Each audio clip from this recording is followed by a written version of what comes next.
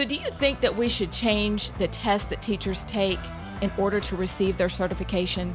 Well, Alabama changed their standards today. What do you think about that? We talked about it. You don't want to miss that. And how about this? A floating abortion clinic off of the coast of Alabama? What do you think about that? Well, we talked about that too. So stay tuned. You do not want to miss this episode of Alabama Unfiltered.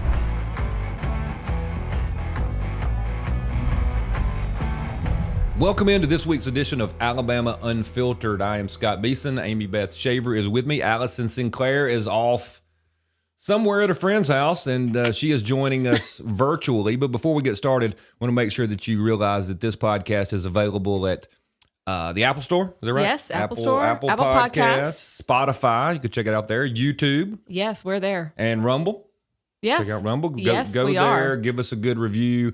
Make sure you subscribe. Let everybody know about it. Don't forget that we are powered by 1819news.com. Go there. Sign up for the Daily Detail and also their newsletter. It's an email newsletter that'll come to you every day and really keep you up to speed on what's happening in the state of Alabama. Ladies, how are y'all? Pretty good. How are you? I'm doing fantastic. Got the coffee going. We were dragging a little bit and we're ready for the show. I mean, I'm just really glad you brought that up. That we didn't have coffee That earlier? we didn't have coffee. We were dragging. You got out the candy, which we have before the show.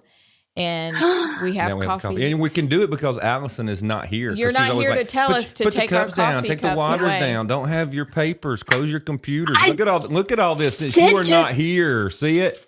Y'all have stuff everywhere. That's driving me nuts. But I just have to say, it doesn't really matter because I'm going to show you what I'm looking at. Where are you? And well, we are right outside of Vail, Colorado, and this is. Look at this. I'm so sorry. Yeah. Oh, wow. This is my view. You seem very sorry. Yeah, you're not going up in my list. That's for dang sure. Not that I'm jealous. Let me show you my whatsoever. Look at my very fancy podcasting studio. It's very fancy. That's really it's all something. smoke and mirrors here. So what's the temperature there where Right, you we're are Alabama Unfiltered. at your friend's house? What's the temperature there? Because it's like 47,000 degrees here in Birmingham. No, it's actually probably in the 80s today. But then you have the perfect mornings that are like I'm going to slap her. Maybe 50. not too much your back. Well, hold on, I was getting there. So like the mornings are 50 and cool, but then it's a dry heat, so it's not. I knew it was happening. This is dry heat. It's a dry heat. So Sure. And it's a dry cold. So I forget that like 47 out here is not that cold. I brought my fleece and my Uggs, and I haven't even worn them yet. But I can't complain because it's been a great trip, and I'm really sorry I can't be having coffee with y'all in downtown Birmingham. It is 1,000 degrees. Well, it's not because it's cold. I mean, it's hot. It's not helping the hot. It's making us sweat more, but we needed it. We needed a little energy. We didn't have you here to keep things going. I think that's it. Does it feel off? Does it feel weird? It feels weird. Or is it much more calm? Yeah. But we had coffee. Hold on. I'll take a sip. Amy Beth will answer while I'm drinking. It feels very weird not to have you here. So thank you, did Amy you Beth. make it loud? Thank you. I was talking to her. I Gulped and everything. Not so what are awkward. we talking about? I know we're focusing on Alabama issues. I know we've got to talk about, there's some education news. Yes. There's it's not the Love Boat, but we'll have to come up with a name sometime in the program. The Death Boat. The Death Boat, the floating abortion clinic, possibly off the state coast at some time. That's on our list. Because that's such a good idea. Maybe we'll have a little bit of, are we importing illegal aliens? Possibly. By plane? And dropping them off at night? Maybe. That's out there in the news. Somebody says that they're dropped off by a local church. And now that's who been knows? going on for years. Yes. Since way back. Yes. And they get really Wait, upset. churches pay to bring them in? No, they just send their own little vans out there and pick you up at the border. And, it's like a very swanky Uber for illegal aliens. It's something that we can ask our listeners to go and do some investigating and help us out. We can do that. So we can talk about that. Well, you want to start with education? Let's start with education. So weird. Hi. Did you hear what happened in Alabama today, y'all? No, I did not. Okay. I'm out of town. Okay. Well, In the dry heat. of course. So let me get to all of my papers. So here in the state, what happened was that there was a meeting and they decided, I don't know if it was the state board or whatever it was, but they decided to lower the acceptance rate. So whatever score you need to become a teacher in the state. Okay, so this is probably the state school board. The state school board, there may have been more people than that. I will find the article in a minute. Okay. I actually have it. I just can't put my hands on it. Right. But they voted to lower the standard so that we could get more teachers.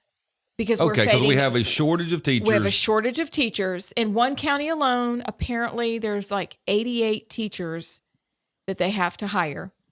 And so what they're doing is lowering that standard. Mm-hmm. They're also saying that if you have a high enough GPA, that they will accept you even with that lower score plus a higher GPA if you're coming out of college. But they did vote to lower by at least one standard deviation. So we're talking about the acceptable test score. praxis? Yes. Okay, because I have a friend of mine who has apparently not done well. You know, everybody says I'm not a good test taker or whatever it is. Right. Hasn't passed the praxis yet. That's the test that you are supposed to pass, at least the part that's in your field. Got it. To be a teacher. Right. And so the State Board of Education is saying, we've got a shortage of teachers. Yes. And the way we'll fix it is the Alabama way. It's how we fixed the graduation rate, wasn't it? Yeah. Oh. We fixed the graduation rate by saying, well, we'll do away with the graduation exam, and miraculously everybody is now capable to graduate. It's awesome. So now we're doing the graduation exam thing for the teachers. Yes. So we had a problem graduating people because they couldn't pass the graduation exam, and that was the students. Right. So now we've decided that the teachers that are teaching the students that couldn't pass the graduation exam, now we've lowered the standards to be a teacher that teaches so you can't pass the graduation exam. Right. Really? What do you think about that, Allison? Well, Amy Beth, when you say they voted, who is they? Okay. Board members.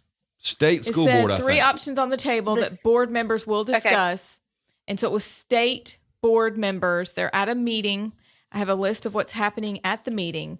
But what they did was they did vote to accept lower scores with one standard error measure of the passing score if the educators could still demonstrate that they were well qualified. I mean, we're just seeing this whole domino effect of, we're doing away with gifted classes and AP classes, and we're doing away with, kids having to read, or I guess we're going back and trying, but it's just a mess. And it's just this domino effect. We're already struggling in education. I'm not sure that just it's almost like taking anyone, you just need a warm body there. Right. And I'm not sure that's the best long-term strategy. However, I'm not sure what you do, except you have to put teachers back in a position of where they're respected and you have their back, and where they can discipline and administration can take care of. I think teachers are overworked and they're underappreciated. And after COVID, they're over it. And so they're leaving. And so I think the better way is to go back and, rethink, how do you care for the teachers that you have there now and retain the ones, maybe even bring them back. I'm just not sure this works out well in the long run. No, I kind of agree. And I saw the headline. And what's funny is, I'm reading the headline. I saw the headline. It ran in front of me this morning. And when I read the headline, I thought, because it said Alabama Board of Education approves temporary teacher certification changes to combat teacher shortage. Well, when I saw that, I was like, this is a great story. Right. They have changed it so that somebody with an engineering degree or somebody with a math degree or somebody with a geology degree could, a geology degree guy could teach earth science at the school. Right. And so I'm like, yay, great, that's awesome. Give them a check mark. And then I get here and I find out from Amy Beth that, no, that's what the headline said. but it's really about, well, we know we have a test you have to pass, but we're not, you don't really have to pass it. I mean, and I think two things as well. And I agree with you, Allison. Teachers are underappreciated. Can we say good teachers are underappreciated? Teachers are underappreciated. Okay. I'll go with that. I also believe, though, that Common Core, when it was introduced into the classroom, took away classroom freedom for the teachers who would like the freedom to teach what they know their students need, because we still come back to this central theme that you have to pass the ACT and the SAT. There's your teaching to the test. Right. Instead of all these millions of tests and these passing this section and getting a gold grade and whatever these new iterations are of grades. Instead, give the freedom back to the teachers instead of this very strict paradigm that they have to stay inside of. It's not working. Right. And so people who don't have the freedom but have the ability are like, I'm not doing this anymore. Well, I know a story of a college student who wants to be a teacher. And this college student went and did some of their work in the local elementary schools. And they were assigned, hey, look, you need to work with these children on reading. Well, this college student is early in their career. So they've not been taught how to do these things, the official way to do these things. Oh, my word. So they're working with these kids and basically teaching them the way they learned. So they're doing phonics and sounding the letters and all that kind of stuff. And multiple kids who have been in this classroom for a long time are like, I get it. You're awesome. I love you. Thank you so much. I can read. Mm-mm. And you think, wait a minute. What happened the rest of the year before this person who doesn't know what they're doing, but who has the ability to teach got there? And so what occurred to me was hearing this story was that the real classroom teacher is probably following the guideline. And the Common Core guideline says, do this day, and this day, and this day. Mark it off, mark it off, mark it off. None of the kids can read. Right. But they've heard about climate change, and they've heard about this, and they've heard about transgenderism, and they've heard about be kind to everyone. You get what I'm saying? So Absolutely. The teacher's doing the things that are required. Right. But the children aren't getting what they need because we have really evolved. And any classroom teachers you ask, they will tell you that they spend more time checking off boxes, doing the paperwork, proving that they said these 25 words on this date. Yep. And they know their kids aren't getting. Now we could probably talk about all the other things. There's a lot of requirements that just bog the whole system down. Yes. But I think y'all are both right. We don't give the respect that we need to. But to be fair, the really good teachers should have banded together and helped us when we were trying to stop things like Common Core. They knew the train wreck was coming. Yeah. Right. They knew they had a hallway of people who, that don't teach, that that's not their gift. They don't care about the kids.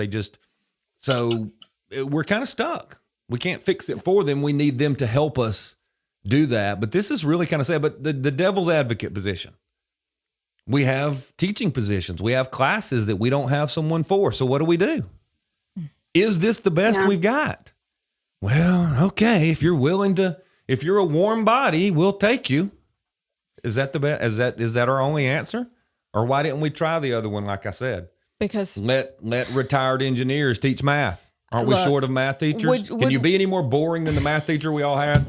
I'm sorry. Listen, I mean, and then you're a kid like me and your dad has to help you. His first master's was in physics and then he became a physician. Look, I know how smart you are, so that's enough for both of y'all.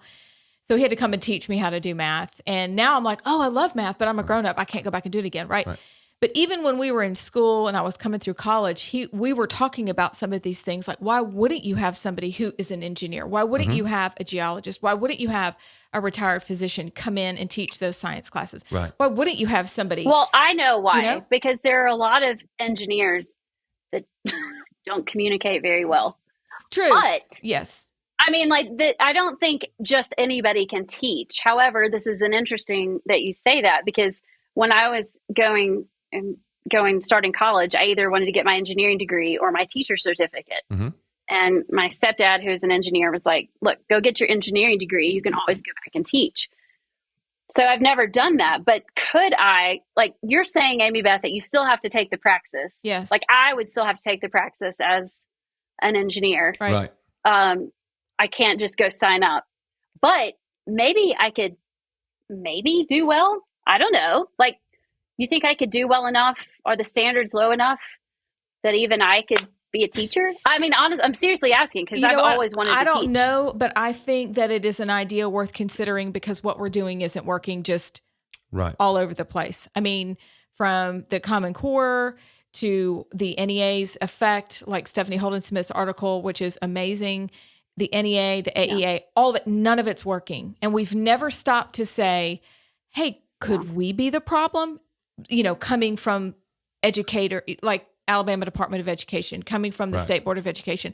Why don't we ever hear somebody from them say, maybe it's us and we need to start over again? We've been in charge for decades and decades and decades, We've and it's run not it into going the well. ground. Maybe we did it. Maybe we trust our educators and we bring them in and get them involved in these situations. And I don't know if a test is something that the three of us could like band together and pass, but surely you could take a class over the summer and then pass the test. Yeah, if your portion that you need to know, say Allison being an engineer, if the part that they don't feel comfortable with her being able to teach in the classroom is that you don't understand how to manage a classroom, surely you can get that in a summer. There's your Can you not, or does it take 2 years? I mean, do we not have enough life summer. experience? Yes. They'd like wish us to leave. They'd be like, can y'all go? Since you're strict and you make us learn. Right. Just do it. What do you I've raised 4 kids. Yeah. Does that count? I think that Classroom counts, management. Allison.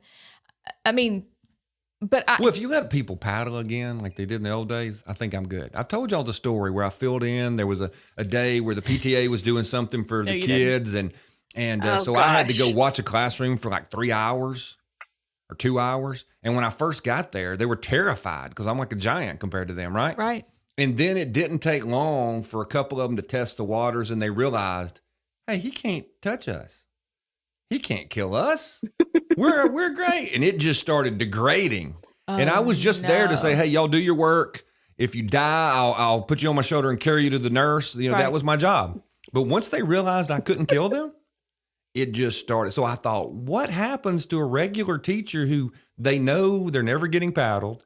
They know mama's going to come up there and say, you've been mean to little Johnny, and Johnny's a saint, and I don't understand, and we're going to sue you. I can't even imagine trying to handle the classroom that teachers handle now.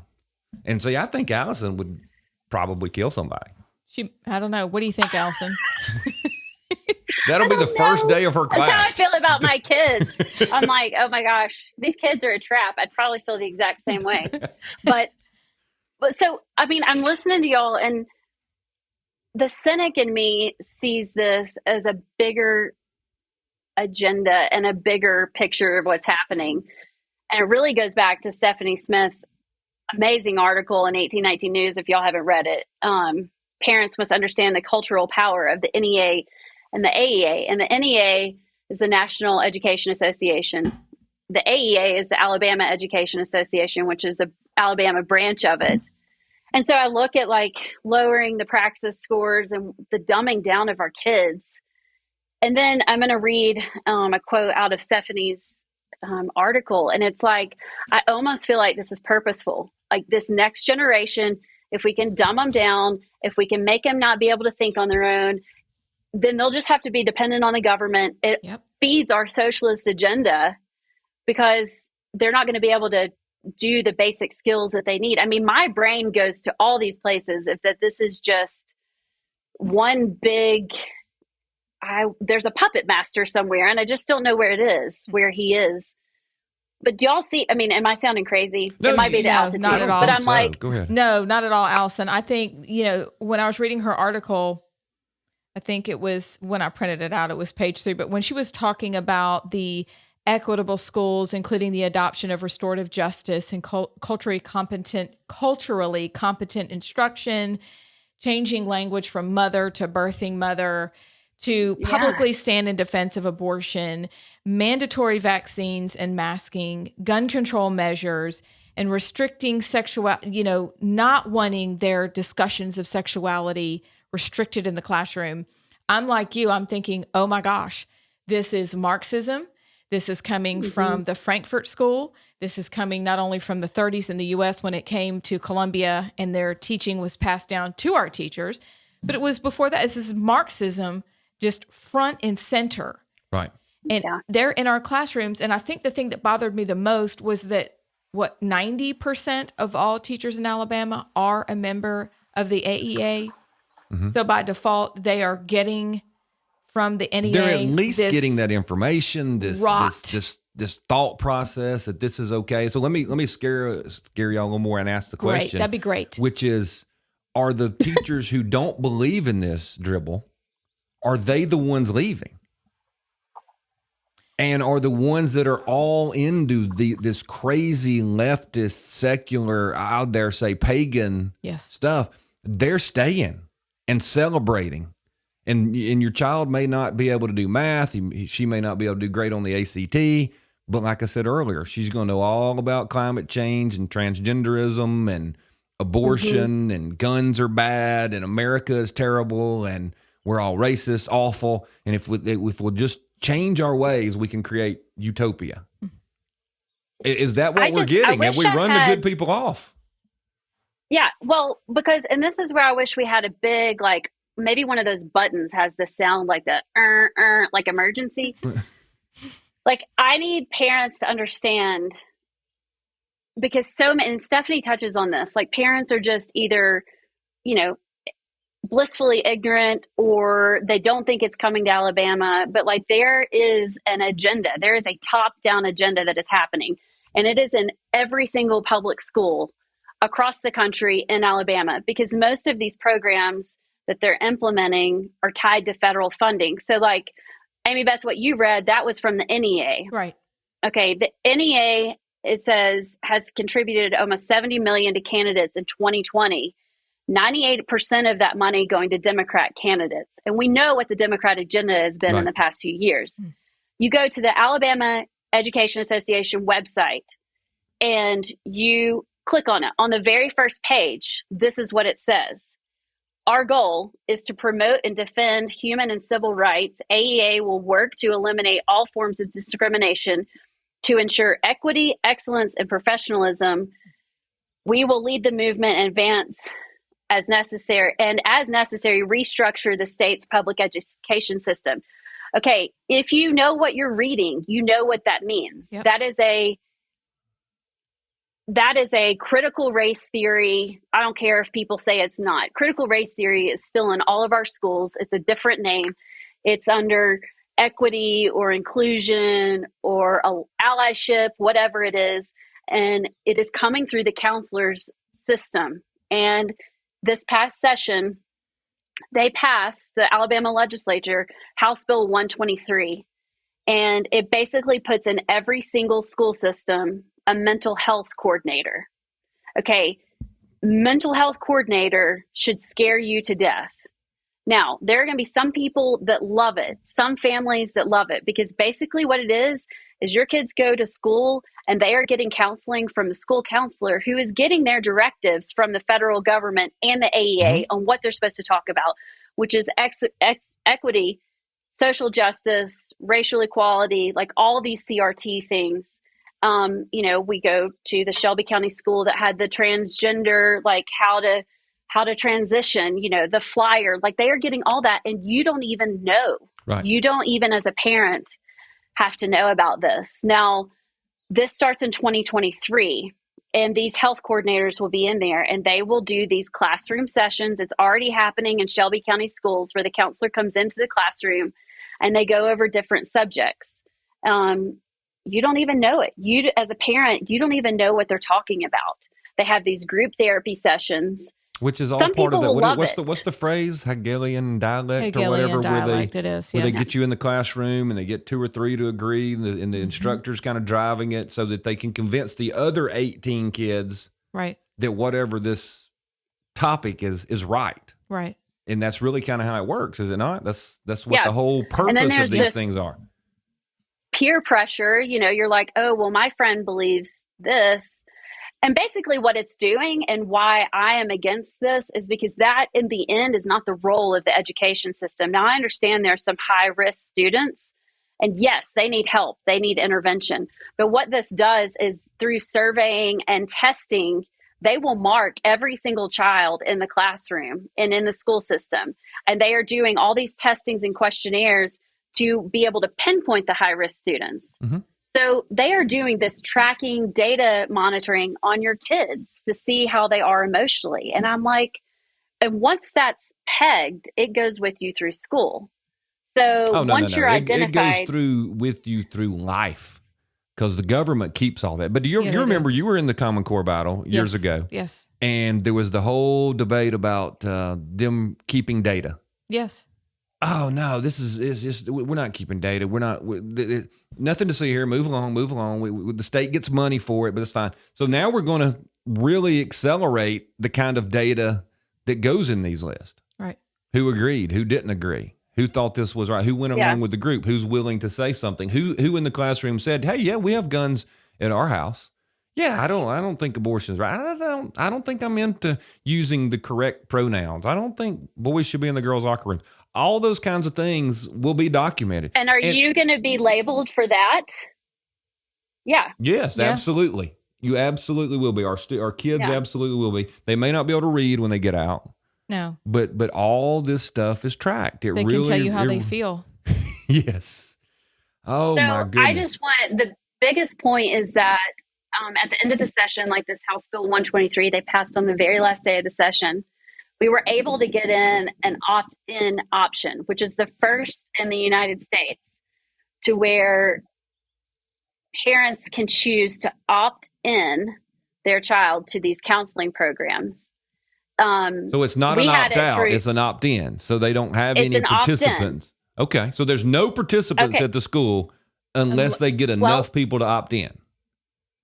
I wish that's how we wrote it, that it would go all the way through K through 12. However, since in Alabama, and this is something that needs to be readdressed, at 14, you can make medical decisions for yourself. So at 14, you can't get a beer, but you can make medical decisions without your parents. So the House committee really, they made it to where after 14, you don't have an opt-in option. You are automatically enrolled. So every public student in public schools, basically in high school, will be automatically enrolled in these programs. And that is terrifying. So 14 and under, your parents have to sign off on it. But this will change public school forever. And parents don't even know it's happening. Now, Mountain Brook Schools has their policy out. It is totally not in line with the law.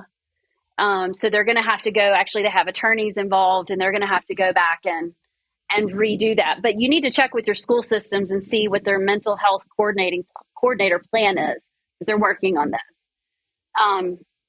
But, back to the praxis and the education system, it all goes together. I just can't think that it doesn't. Like, no, I don't know what the end game is, but it's not good unless public schools do a major turnaround. Well, and that's the question. Are they going to because make a major turnaround, or do we just have to really double down and follow the lead of Arizona? I don't know how. I haven't looked at the Arizona law yet, but my understanding is it's statewide school choice. Yeah. Regardless of income. I think that's where we're going. I think we're about to see an exodus. A competition is and would be the very best thing for a school. And what will happen when parents do their due diligence, as Allison eloquently said, they are going to be shamed, are they not? They're going to be dismissed. They're going to be made fun of, because that's what happened to us back in Common Core days. Mm-hmm. This is not real. There's no data collection, like you said a minute ago. We're not going to do that now. We don't do that sort of thing. Look, we rewrote the standards. They're not actually Common Core. They lie to you, and they expect that you're an idiot and you're not going to do your homework. And so unless and until we do, and unless and until we go into the school board or to our local school and say we're opting out starting next year from these ludicrous mental health programs, we don't want anything to do with them. And unless and until we demand that the Del Marshes of this world go back and actually write a clean bill so that we can have school choice, I don't want to hear another wah about school choice and it's going to derail public schools. Right. That's what we want to happen. Right. It's Please, been derailed. Don't make a mistake. We want them just derailed. Now, are there pockets of good schools? Yes. Yes, there are. I am thinking of some teachers right now at one of my child's school. Great teachers. They really are. But aren't they going to succeed anyway, though? When the They market is are out going there, to succeed. say y'all started your own, okay? Right. Which teachers are the new sets of parents who are trying to start their own schools or do their own things? Right. Who are they going to get? Right. They're going to go get those good teachers. Right. So those teachers that you're friends with or I'm friends with, I know it's tough, it's hard because there's going to be some turmoil, but rest assured, the good teachers are going to be in demand. That's right. So they're still going to do well. They are going to do well, and they should be rewarded, and they should be lauded for sticking in it this long because it's been tough. And we know that some of them have banded together and said, we're not going to teach this stuff. We're not going to do this. Right. They can't talk about it publicly because they'll lose their it's jobs. Gotta be a right. secret. Yes. And so I don't want to disrespect the ones that are out there just doing the yeoman's work. Correct. Of teaching our kids and doing their best. Right. But as a whole, overall, the public school system needs competition. We need choice.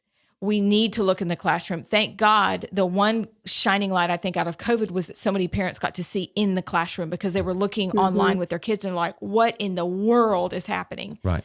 Right. Yeah. The other thing that I'm thinking of is we're talking about what's happening in the classroom and with this mental health bill that you were talking about is that it really kind of goes back to what we're talking about with Common Core and what teachers are trying to do is check off the checklist, is that these counselors are also just doing the checklist. They're robotically moving through. What if they stopped, pulled back, and thought, this is ridiculous. I can't do this in good conscience. If some counselors would stand up and say, this is what they're teaching us to say to your kids when they come into my office, right, things would change. But they might lose their job. The system is so against them. Yes, the system is against them, and it is terrifying to be that whistleblower. So we do need to offer protection for teachers, for counselors, for principals, for any administrator that's willing to say, here's what's really going on in Chicago. Here's what's really going on in Nevada. Here's what's happening in little old Podunk, Alabama that you think it wouldn't happen, but it's happening here. Right. We must offer them protection. And like you said, Allison, they need to know we've got their back because we do. Yeah. We're for them because we're for our kids. We don't want kids who can't read and can't do math. Right. We want that. We want the best. But at some point, to bring it back to the beginning of the discussion, the state board, the Department of Education has to stop and say, we hold responsibility here. This is on us, and we need to start over again. We never, ever hear that. We just hear, oh, squirrel, we'll try this. Right. Oh, rabbit, we'll try Everybody's that. doing this. They're going to give us some money to do this. We'll do that. Never accept responsibility. Would the people of Alabama accept if the State Board of Education just said, you know what?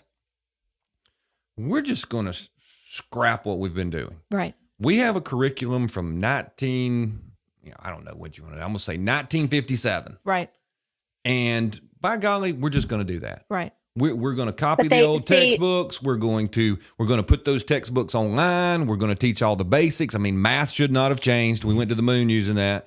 Never. The basics of math, science, etc., are still the same. Have there been advances? Yes. Do our kids even know what those advances are? No. No. Do I care if they're not fully up to 2022 on some sort of organic chemistry? No. I do not. If they knew the 57 version, they'd be way ahead of where they are today. That's right. So couldn't we just say, let's go back? Well, that's not an option because when I started local, we really thought, okay, we can change Shelby County. We're going to start with the local school board. Right. Well, you can't because the local school board is beholden to the requirements of the state school board, which is if you accept any federal money, you have to follow the National Board of Education.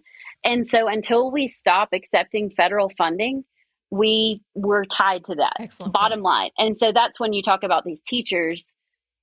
Do I think the majority of them buy into this? Absolutely not. But they don't have an option. Right. It's like if you don't go along, you don't have a job and you don't feed your family. So it's so much bigger. This is one of those that I'm not sure local can solve. It literally would have to go to the state saying we are not accepting any funding. The State Department would have to absolutely do that. And on the teacher thing, we may be far enough along into this. Common Core was 10 years ago now, because my youngest son was going to be one of the first children of the Corps. I thought that was such a neat phrase in the old days, but no, people just didn't. You know, the children of the corn. Yeah, I like it. And that's great. And so That's so he's good, cracking me up now. That's good. So, but you know, now we have a new generation of teachers who don't know any different. No. So And then they get mad at you for talking about it, which right. is We're very losing uncomfortable. those true. older teachers who said, "Golly, if y'all would just give me a way to teach like I did back when I first started, where I could actually impact a child's life, where I could do a little different here and there, and I had all these great ideas, and we did these things, and it was so fun. I loved it, and they loved it, and they were doing really good." But now we have a generation of teachers who do not know that. All they know is, here's my list for today. I must do this list. And no one outside of education has any input, shouldn't say anything, and you need to be mean to them if they think that they know better than you. That actually happened to me. I was on a bus with some young people who had recently graduated with their education degree. Mm-hmm. And Chris and I were talking about Common Core, and we were verklempt about it. And they were very upset. Verklempt. She's using another word. I don't know what she said. What did she- No. Do you remember SNL? Like, I'm verklempt. I'm verklempt. You know, I'm verklempt over this. Coffee talk. Let's sit Okay, down and sorry, have go some ahead. coffee.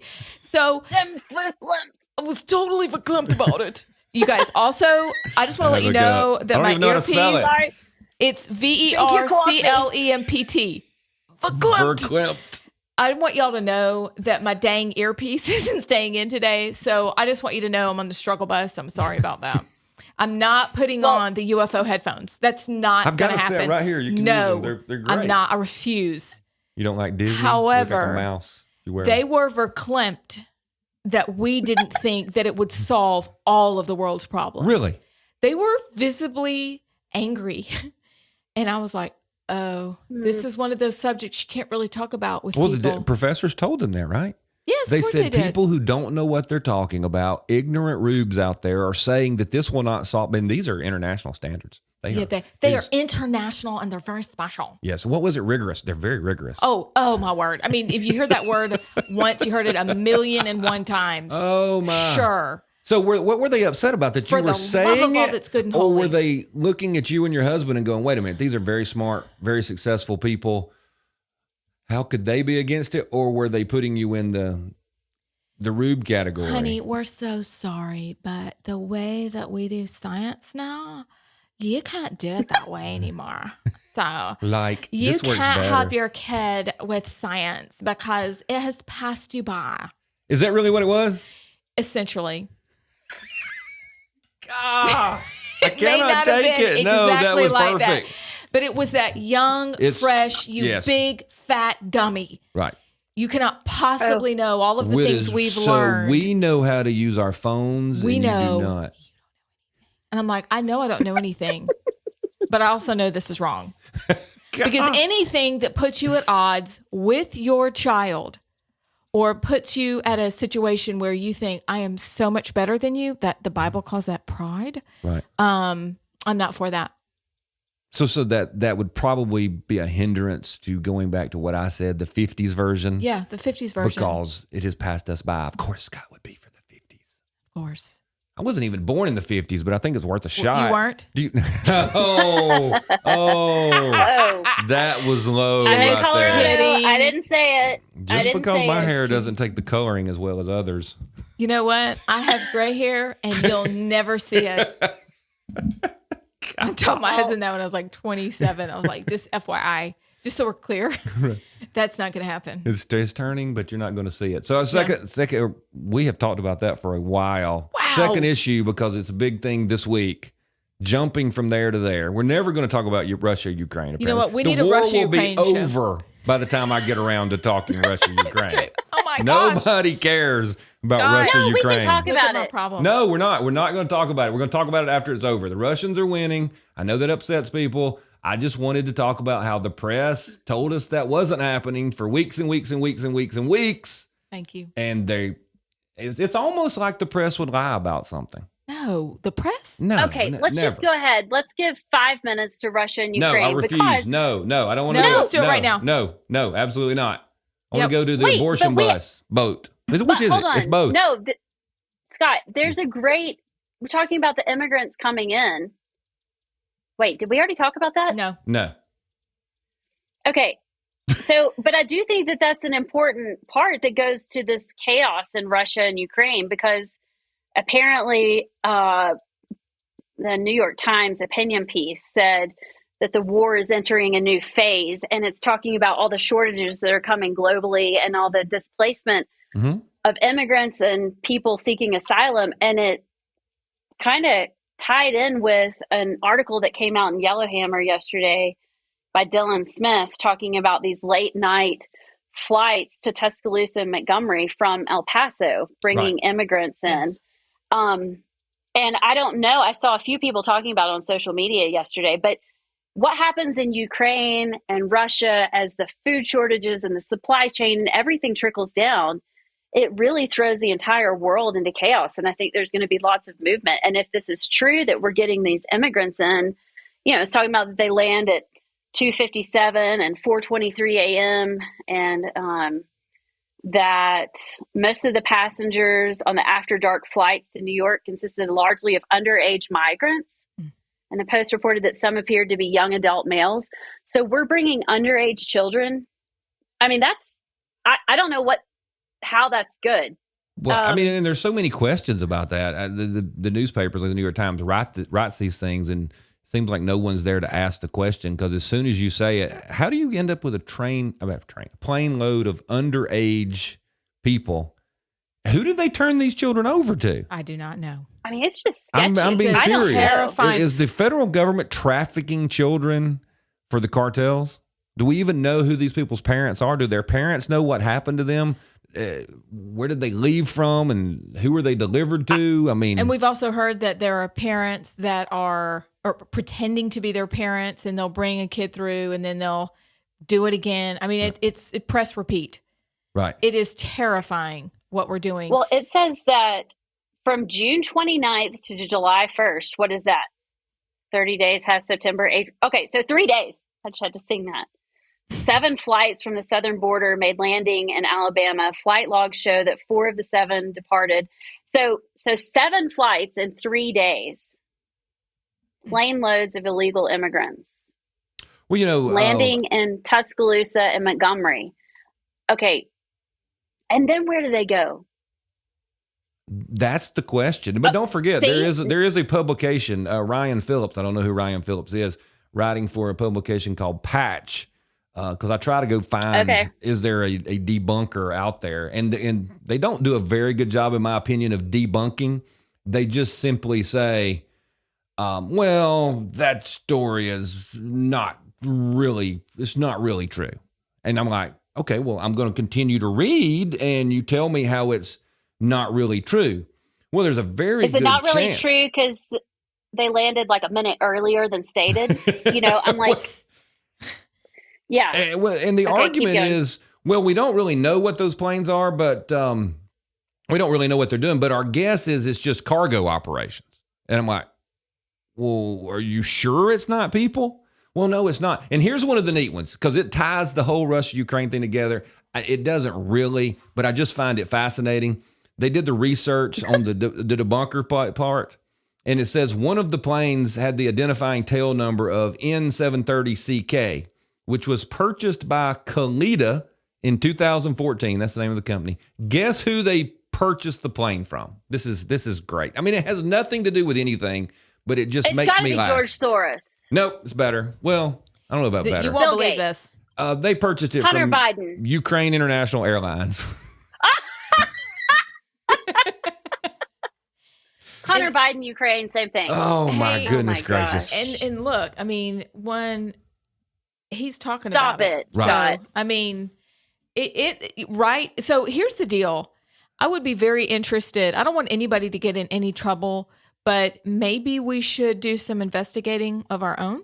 Could we we can't even stay awake during this podcast with our coffee going in the middle of the night. What if we went to Tuscaloosa or Montgomery where they say they're landing and we were there early in the morning. I don't know. Just to see. Could somebody from our audience who maybe lives there Give us get a us video, some footage? swap out, get a little group together. Look, this is your shift. This is this is my citizen shift. journalism at its finest. It's an opportunity to say this actually is happening. Unfiltered at 1819news.com. That's how they get in touch with us? Seriously. Well, that's how y'all get in touch with the ladies, This is because not a I don't joke. even check my own email, much less. We know you don't. I know, but y'all we do a can great barely job. get in touch with you. That's not true. We have No, that is it's partially true. Well, I mean, it just depends on the day. It does, doesn't it? It really God's does. good for the sweet tart ropes. Well, I show up does on that time. work for your Russia-Ukraine part? Oh, Because we've great. got I to don't get know to how you floating. changed my Russia-Ukraine into illegal aliens being dumped in the state. And all I got to say was they bought a plane from Ukraine right at the top of the 2014. So that would be it. Are we going to do abortion vote this week? Yes. I think it needs to be done, because this is like, do you remember when we started this podcast and we did Alabama or not? This would be one of those. I mean, we're going to have gambling boats and abortion boats. They could be the same boats. You don't even know. Yeah. Oh. Don't put it past anybody. I mean, if they've invented this kind of horror, who knows what they can invent? And it's funny that they're suddenly going to allow the Coast Guard to, take flights out there and inspect whatever facilities there are, because across the country with abortion clinics, they don't let people in to inspect. And when they do get in, it's never really great. Right. Unless, of course, you're Planned Parenthood and then you're like, come in.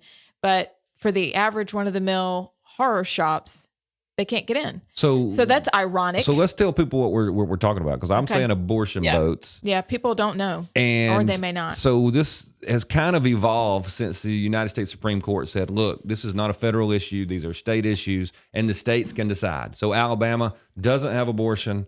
Very liberal blue states will allow abortion up to first breath, or maybe worse than that. So it's really about people being able to decide in their state. Right off the bat, people like Elizabeth Warren said, no, we should have, and it's really kind of poking the states in the eyes. We should have abortion clinics at federal properties in the states, which in my opinion could even be at the Social Security building if they really, really tried it. But they were putting it out there as like, well, maybe we'll put tents up at the national park. Here, stop by and see the, Old Faithful over there, and there's the abortion clinic right there beside the lodge. Those kinds of things seem weird enough. And then they said, well, let's have these mobile centers. There's dental facilities and buses. What if we do buses with abortion facilities in them, and we'll park them at the borders? We'll put them in the burger joint parking lot right there beside the red state. And then it's gotten worse. Now we have a California University, Berkeley? Is it Berkeley? Yes. Or is it University of California, San Francisco? Says, well, let's outfit ocean-going vessels and park them off the coast of a state like Alabama, and people can, I don't know, ride out there on a dinghy. I don't know what they're doing. And special forces they're getting take transported, it says, and we'll have helicopter access for transport and emergencies. This is all ironic, because these are the very things that abortion clinics have dealt with on land. So you're telling me they're going to get it together on sea? Really? I'm just shocked. Who's horrific? Helicopter flights? Who's going to pay for that? Yeah, who pays for that? It's a very good question. I'm sure in their mind they're going to figure out how to get the federal government to do it, or maybe the Hollywood crowd will do it, or maybe they'll raise money to do it. But so it is so important to them. This is what gets me about this whole Roe v. Wade abortion thing, and I can even understand intellectually somebody saying, "Look, I'm supportive of this or that," but they are unhinged about how can we make sure that everybody can go have an abortion. It's Yep. Do y'all get what I'm saying? I mean, y'all are women. Yeah, sometimes, they're determined. They are obsessed Yeah. with the ability to do away with unborn babies. That's what gets me. I mean, they're like way over the top. Well, I mean, it's their sacrament and this is their religion. Yeah. That's so fair true. enough. I think that's It's right the on. fires of Molech. It's the altar of Molech. This is sacrifice your children on the altar of, I can do better economically once you make it rain, and my crops will be good. I mean, is it really any different than that? No. Do you think, Allison? What do you think? I just, I, I just think there's no stopping this agenda. Like you said, Scott, they are determined to have a way to kill these babies. And I hate saying it like that in terms of being sympathetic, especially with moms who have had abortions or people that have Right. gone through, because it's, there's not the judgment there. But for me, and I even forget Christianity or the Bible that says human life is human life. We are all made in God's image. End of story. There's a plan for your life, no matter who you are and how you start out. But just if you want to just take it to the Constitution, I think there's the argument that human life is protected. Bottom line, to me, that's human life. So the determination to take a human life is laughable, but really sad. And the fact that there's actually a $20 million proposal to put up a casino-like gambling, riverboat abortion clinic is just sad. And so I guess the good news is 1819 did an article with former U.S. Attorney Jay Town, and he said that it really would never fly. He said if you leave from Alabama or Louisiana or Mississippi or Florida, and there are abortion prohibitions in those states that are going to be sort of the end around in the water, when you pull back in, everybody who participated is guilty of an offense, or at least those offenses. You can't get around this. Right. Only way to get around it is at the ballot box. I don't think it would work, but how does gambling work? If it's illegal, how are they still open? I get you. And if you go to the right federal judge, I can think of one by name right now. Yes. He will absolutely say, no, that's great. That's a wonderful idea. You don't have any jurisdiction out there. The federal government's in charge of this. And the fact that this federal government is also obsessed with it. Yes. That we will do whatever. We will literally tell you, state of Alabama, that there's nothing you can do about it. And that's really the kind of thing that begins to destabilize a republic. Eventually, people don't do well being poked in the chest, poked in the eye, constantly saying, right, you will do what I tell you. Adults don't do well with that. That's right. And so I was very proud of the mayor of Orange Beach. Did y'all see what he said? He did a great job. He was. I didn't see what. So the mayor of Orange Beach was on with Jeff Poore, and Jeff Poore asked him about this. And should I read what he said? Yeah, read what he said. It was amazing. Yeah.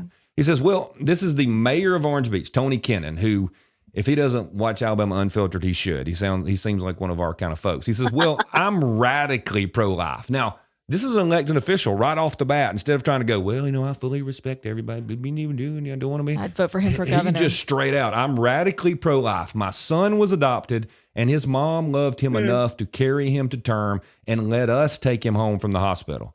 So to me, there's no discussion. It's a litmus test for me. I mean, he's using all the words we should have said years ago when we wouldn't be in the trouble we're in. But the professor from the University of California, San Francisco, she just needs to stay in San Francisco. She doesn't need to worry about what us Alabamians do. I don't know where that ship's leaving from, but it ain't leaving from Alabama or anywhere on our side of town if I have anything to do with it. It's just the far left. It's a radical bunch that gets far more TV time than they deserve. The media is the propaganda wing of the Democrat Party. This is the type of stuff we hear and get, but it's time for pro-life people to say, I love this, to say, that ain't going to happen, lady. Run it off into the Pacific, San Francisco, if that's what you want to do. That's the last thing I want to be known for is an abortion ship. That just sickens me to even think such a thing could happen in the state of Alabama. And I hope there's enough of an uproar that it doesn't even get semi-rolling. And again, I don't even have the words to describe how despicable that is to me. That's the kind of leadership we have. That's the stuff that ought to be said from the governor's office. That's right. And every he should run legislator. for legislature. Agreed. I agree with you. I don't know anything else about him other than at least he's willing to take that fight up. And he has, he's benefited. His son, you said it, Allison. God has a plan for everybody's life, no matter how you started. That's right. And he's like, I love my son who could have been aborted. Yeah. He fires me up. It's so, I get that because like my daughter from China literally found in a box at 5 a.m. in the morning on a sidewalk in the middle of a small Chinese town of 2 million people. Like, they don't even know how old she was when she was found. They guessed her birthday, and here she is, well, living her best life in Colorado, and she has two parents that, like, her life, God had a plan for her, Right. and from that little box. So when you do have adopted children, it is, Amy Beth, like, very personal for Right. you. Yep. But what's interesting is that when you talk about all this happening on federal property, how does this work with the Hyde Amendment that says you can't spend federal money on abortions? They don't care. That's going to be tricky too. No, it's really not tricky for them. They do it until it finally makes it to the United States Supreme Court, and then maybe finally the U.S. Supreme Court tells them to stop. And then they'll say, well, we'll stop, but we got to wind it down. We got to slow. So they'll do these things for years. Yes, they will. do not care. They clearly know what the law says. And Joe Biden will do his little executive order. He really doesn't know. He thinks he's ordering ice cream. He signs it. They're like, here, sign the receipt. And he's like, okay, I got some ice cream. And it just goes on because they do not care what the Constitution says. They don't care what the law says. They don't care what the people of the different states say. Right. And they just roll on. Yeah, they literally. Well, you're right, because Danny Carr, the district attorney in Jefferson County, has already said he will not uphold or enforce any abortion laws in Alabama, anti-abortion laws, that he will totally ignore what's going on in his district.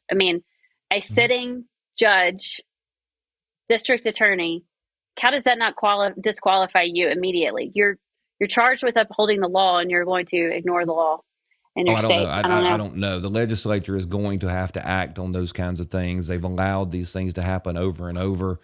Golly, one of the probate judges years ago said, it was gay marriage.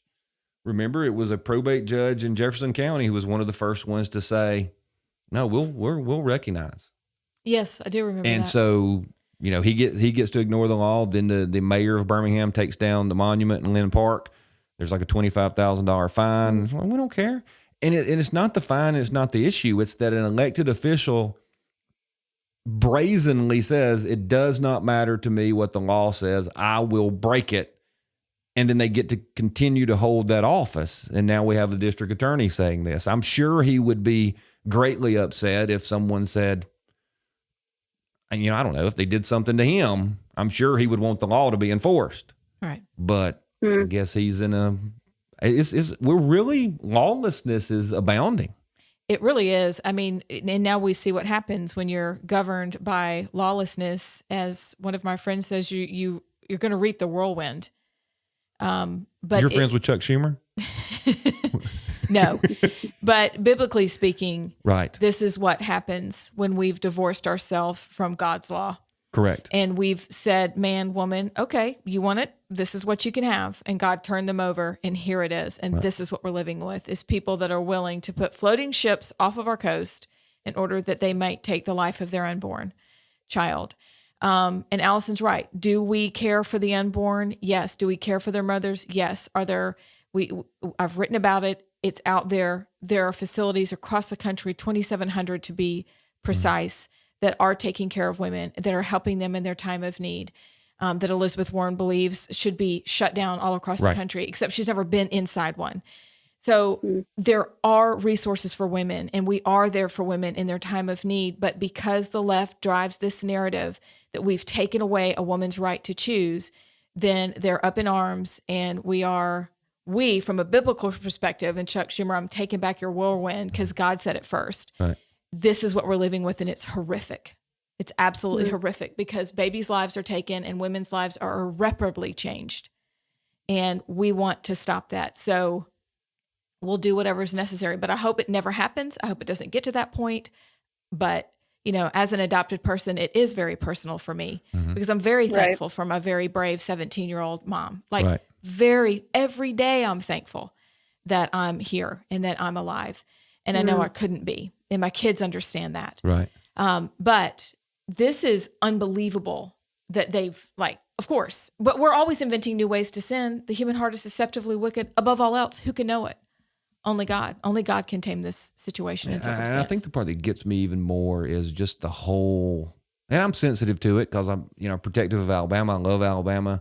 I also love the ability to govern ourselves, and just the whole, just quit picking on us, just quit. Leave us alone. You won't let us punch you in the face. We can't just, I'm for a fight. I'm for us against California. I think our odds are very, very good. I don't care how many more people they have than us, but they don't want to kick that off. They just want to just keep, and we'll hide behind the federal government. And what are you going to do? We will bond. It just drives me crazy. I'm with him. Just leave us alone. Do your thing and fill San Francisco Bay up with your boats for all I care. Right. I mean, I really don't want you to, but still. Right. Leave us alone. Just leave us alone. And be responsible for yourself. How about that? Yeah, that would be too much. That's too much. Too also much in education, be responsible. Are we gonna last words because we're running out of time. Okay. Are we going to get school choice? Is there going to be a real move, or did we not elect the people to the legislature that are willing to do that? Is school choice going to be something we're really, really debate next year, or are we just stuck in the same system that we've always been? Allison, do you know? I think school choice is coming back up. I think it'll be one of the big issues. I think along with closed primaries this session, but school choice, was going great in the legislature, which is ironic. Even with Del Marsh, he was not my favorite. He wrote a great bill, but the State Board of Education and Dr. Mackey got involved, and that's when the rails came off. The train went off the rails, or something happened and went wrong, because that's when Mackey said we need to do the testing.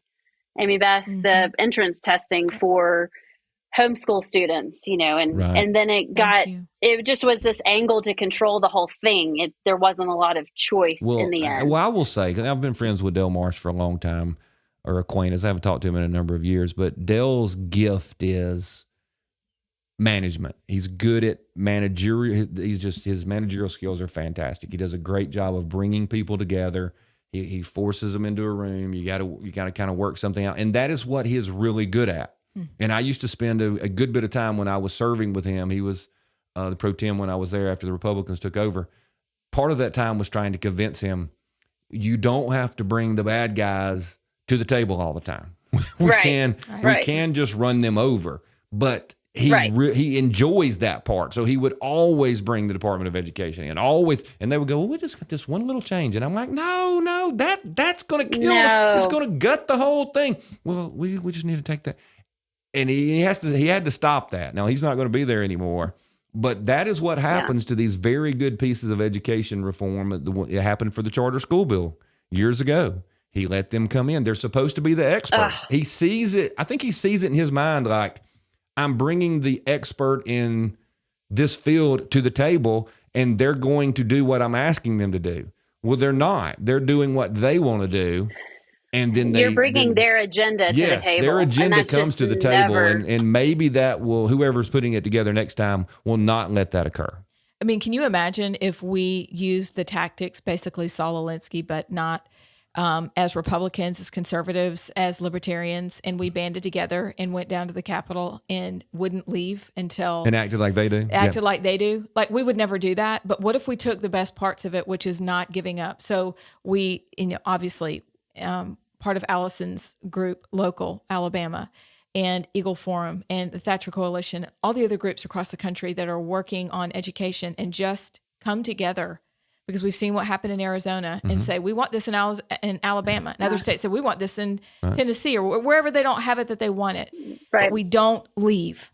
We're going to visit your office every day that you're in session, and we're going to ask you and ask you and ask you until you finally go, fine. Let's pass it so they'll quit coming to my house. What would happen if we did something like that? I don't know. I think, it's just an idea. And I think Arizona doing something helps tremendously, because Alabama legislators and leadership do not like to be the first.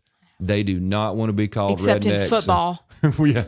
And so it's just like illegal immigration was, being able to say, hey, Arizona did it and the world didn't come to an end. Arizona passed something and they didn't die. All the businesses didn't leave Arizona. Everybody didn't run out of town. And it really helped the momentum. So Arizona doing this again, maybe we're going to owe them a debt of gratitude. But what if parents also said to their legislators, whether they're for school choice or not, hey, don't you think we're smart enough to make that decision for our kids? Right. That should insult parents. Instead of parents rallying to protect the status quo, maybe some parents should start looking at it like, well, I'm smart enough. But I really do think a lot of people are like, well, I'm smart enough, but my neighbor, he's an idiot. His kids have got to go to the public school because they don't stand a chance. Is that? I mean, there's a little bit of that in all of us, isn't there? Probably, yes, because we all think we're the greatest. I'm a wretched sinner, and I think But yeah, I mean, I think that if parents were like, actually, you can't lie to my face and tell me that we don't have this when I see that we do. Mm-hmm. And you can't pretend that I'm not smart enough to figure this out when I am. And we push back, like, for the love of all that's good and holy with my just forget it. Forget it. We can hear you. If we stop getting back on our heels and be like, oh, I'm so sorry, I didn't mean to do that and hurt your feelings. Mm-hmm. If we said, actually, no, we're not leaving. Right. And we're going to be kind to you, but we're not leaving until this is done. I'll be back in your office in a minute. I got to get something to drink. Do you want something? Yeah. But I'm going to be back in a minute. I'll bring you back. I'll see you tomorrow. I'll bring lunch, cupcakes. Right. Ho-hos, I don't know. Little Debbie's. Right. I don't know what people bring. But that's what we can do. We really need to do our field trip. I knew when to I said the Capitol. But what would happen if we did that? Right. And stop getting pushed around. We're so nice. Let's be kind instead and be worried about truth. Mm-hmm. But also demand as parents that we're paying with our precious treasure and with our money into our school systems. And what we're getting out of it is not what we're putting into it. And we want more. It's very, very true. Even in the best school systems that people think they have the best. And I'm going to just say something I know might be a little controversial. I know you're surprised. But some of the best school systems, quote unquote, best school systems, are doing the indoctrination at an incredible rate. Yes, they are. Yeah. I've said before, one of the things I'm thankful for is that the public schools don't do the greatest job teaching, which means not all of our kids are indoctrinated yet. Because if they were really good at it, we'd be in a world of hurt. But some of the quote unquote best with the best facilities, spend the most money, talk to one of those young people and find out what their worldview is. And most adults will be like, oh my gosh, where did you get that? Their parents don't even know where they got it. Well, and it's not just in public school. It's in private school. Oh, that's true. It's in parochial school. So don't think that it's not, because I know that it is. Right. Y'all have experienced. Y'all have lived it. In all the schools. Right. It's everywhere. So we've got to have school choice. Absolutely. And then we can still play sports at the place where we live. Please. We've got to be able to do that. Please. Tell them that, Allison. Allison, last word. We're going to let you have the last word today. My last word would be to parents and I guess the education thing to me, it's like, if we lose this generation, we're kind of done. No, God is bigger than that. But I'm thinking, like, we are age, not old. I won't call us old. Like, we can fight all we want to fight, and we can hold the line as much as we want to hold the line. But if that generation and our kids don't hold to the same truths, it's kind of for naught. And so I want parents to understand that this is happening. It's in every school. To some extent, like some of your more rural schools, it might not be there yet, or you might still have teachers that are not willing to, they'll check the box, but they can see, and they maybe shift the language a little bit to where it's not so hardcore indoctrination, social justice, but it's everywhere. And just understand, when you send your kids to public schools, this is happening. And if you're okay with it, that's great. If they are teaching what you're teaching, but like the whole counseling thing with me is, I have kids that are in counseling. We choose a counselor for them for very specific reasons, because of maybe our worldview or things that we know about our children that they need specialty, counseling in this. But now you're setting up this counseling system in the school that you may or may not even know your kid's going to, and they could be telling them the total opposite of what you're working towards at home. And parents just need to wake up and realize If that's your choice, that's your choice. But know that when you are sending your kids to public school, that is what you're choosing. You are choosing what the AEA and the NEA are stating as their mission statement. Bottom line, I fully believe that. And kind of scary. I'm not sure how this ends. No, but I just want parents to take control again and to have a say and to understand. I have this vision of, it's kind of like the one of the Lord of the Rings movies. Yeah. We're out there, we're fighting. All the bad guys are coming, the awful dental work, and they're coming in. We're fighting, and we're fighting to the last person, and finally we die, and our kids go, well, they're gone. Open the door and let the bad guys in. Because that's a great analogy. That's what I'm afraid is happening. I feel like the older generation was going to fight it till the very end, and then all of this training and brainwashing and indoctrination, and they literally say, oh, well, it's going to be great. Y'all come on in. They're going to come in and massacre them, right. But they will literally open the gates of the keep. And I hope that's not the case, but we've got a lot of work to do in a very short time. Agreed. Yep. Any last words? No, that was well said. You want to close? My close. You're closing. God, I've got the list. I've already said how you can watch us, but this has been Alabama Unfiltered. I hope you enjoyed the show. Make sure you check all the places where you find your podcast. Tell some other people about this. I think they'll enjoy it. Tell some people to look at all the previous episodes we've done. There's some very good ones out there. Y'all have a great time. Hopefully we'll see y'all next week.